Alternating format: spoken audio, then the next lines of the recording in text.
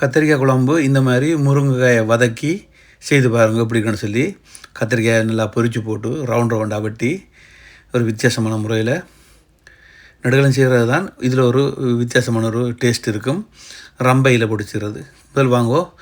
கத்திரிக்காயை பாருங்கள், இது சைனீஸ் கடையில் வாங்கினான். கொஞ்சம் மெல்லிஸு நீளமான கத்திரிக்காய் ரவுண்டாக வெட்டுறேன்.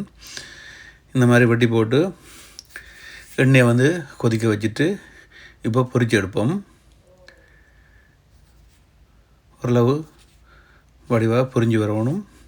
பெரிய கருகலாகவும் விடக்கூடாது. இப்போ இந்த மாதிரி வரைகளை எடுத்துடணும். ஏன்னு சொன்னால் இல்லாட்டி அப்படியே கருகி போயிடும். பாருங்கள், இந்த பதம் இருக்கணும். சரியா, இந்த மாதிரி எல்லாத்தையும் பொரித்து எடுத்துருவோம்.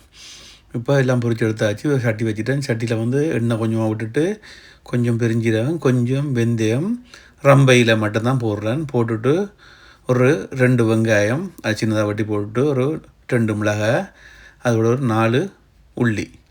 இப்போ மிதமான சூட்டில் இதை வதக்குவோம். ஓரளவு வதங்கி வர தேவையான உப்பு, நான் சின்ன கரண்டியால் 2.5 கரண்டி உப்பு போட்டிருக்கிறேன். உப்பு தேவையான சொன்னால் அப்புறம் பார்த்து போடலாம்.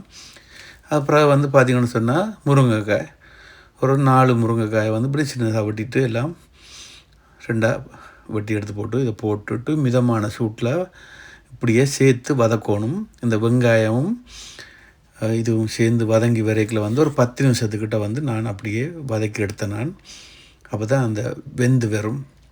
அப்புறம் பார்த்திங்கன்னு சொன்னால் மிளகாத்தூள் போட்டுட்டு இப்போ புளியை கரைச்சி விட்டுட்டு அதோட தண்ணியும் சேர்த்து கொஞ்சம் விட்டுட்டு வடிவாக எல்லாத்தையும் கலந்து விட்டுட்டு இப்போ பார்த்திங்கன்னு சொன்னால் இதை மூடி விடுவோம். நான் ஒரு 5 நிமிஷம் நல்லா கொதித்து வரதுக்கு விட்டுட்டேன். பாருங்கள், இப்போ நல்லா கொதித்து வந்துடுச்சு. 5 நிமிஷம்.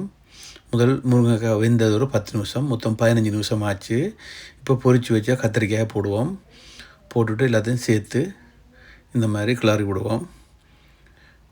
மிதமான சூட்லேயே இருக்கட்டும். இந்த மாதிரி கிளறி போட்டு மறுபடியும் ஒரு 3 நிமிஷம் மூடி விடுவோம். ஏன்னா அந்த கத்திரிக்காயும் முருங்கைக்காய் சாரும் 2 சேரும். இப்போ அதில் உள்ள குழம்பும் வத்திரிச்சு பாருங்கள். இப்போ தேங்காய் பால் ஒரு 1/2 கப் தேங்காய் பால், அதில் கொஞ்சம் தண்ணி கலந்து விட்டுட்டு வடிவாக எல்லாத்தையும் இப்போ இந்த மாதிரி சேர்கிற மாதிரி கிளறி விடுவோம். கிளறி போட்டு மிதமான சூட்டில் ஒரு 3 நிமிஷம் மூடி விடுவோம். இப்போ பார்த்திங்கன்னா 3 நிமிஷம் ஆச்சு.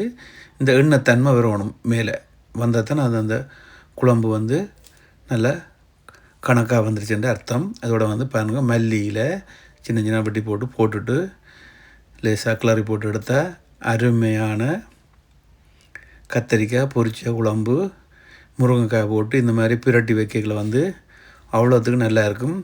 ஒரு 2 வாய் சோறு கூட சாப்பிட்லாம். பிடிச்சிருந்தா சந்தோஷமாக அடுத்த சந்திப்போம். பாய்.